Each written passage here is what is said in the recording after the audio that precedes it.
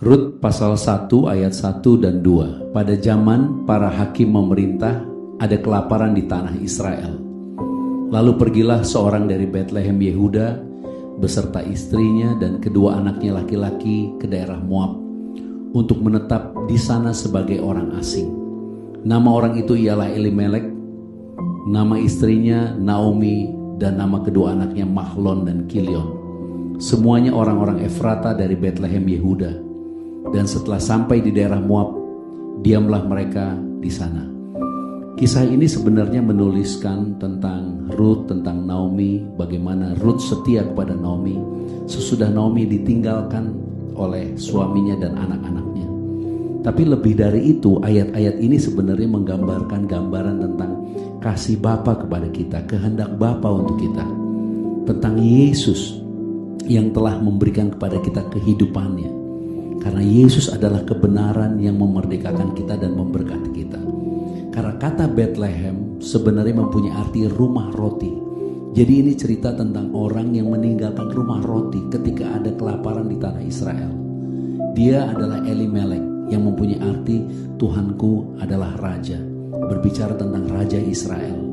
Untuk menggambarkan bagaimana orang ini meninggalkan Tuhannya, meninggalkan kebenarannya, meninggalkan kasih Bapa untuk pergi ke Moab. Moab itu artinya Moaf.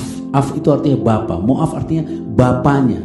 Menunjukkan seseorang yang meninggalkan kasih Bapa untuk pergi kepada Bapa yang lain.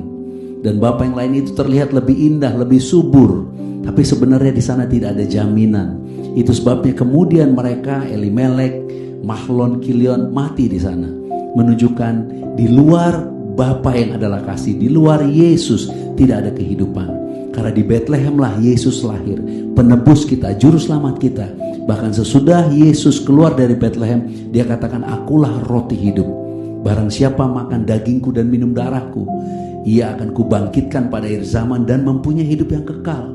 Kalau kita baca kemudian di Rut pasal 2, kita bisa menemukan ada Boas dari Bethlehem, di mana dikatakan Boas kaya raya, bahkan ladangnya sedang panen, menunjukkan ketika tanah Israel ada kelaparan, di Bethlehem tetap ada berkat. Supaya hari ini kita memahami, apapun kesusahan kita, jangan pernah meninggalkan kasih Bapa kita.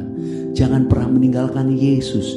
Jangan pernah ragu akan firman-Nya, jangan pernah ragu akan kebenarannya. Karena justru di dalam Yesus, di dalam kebenarannya kita terpelihara. Di dalam kebenarannya kita diberkati. Di dalam kebenarannya Bapa mau membedakan kita.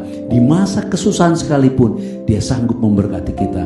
Kata Moab berbicara tentang kesuburan di luar Israel yang terlihat subur tapi tidak dapat memberi jaminan. Karena Tuhan mau memberikan kepada kita pemahaman, di luar Yesus tidak ada kehidupan. Di luar Yesus tidak ada berkat yang sesungguhnya. Berkat yang kita miliki memang tidak terlihat, supernatural resources. Tapi by faith, karena iman, kita pasti diberkati. Kita pasti diselamatkan. Tuhan pasti tolong kita, Tuhan pasti pelihara kita. Bahkan Tuhan memberikan kepada kita jalan keluar. Jadilah sukses, jadilah diberkati, sukacitalah. Karena Yesus Kristus mau memberkati kita. Tuhan Yesus memberkati. Shalom.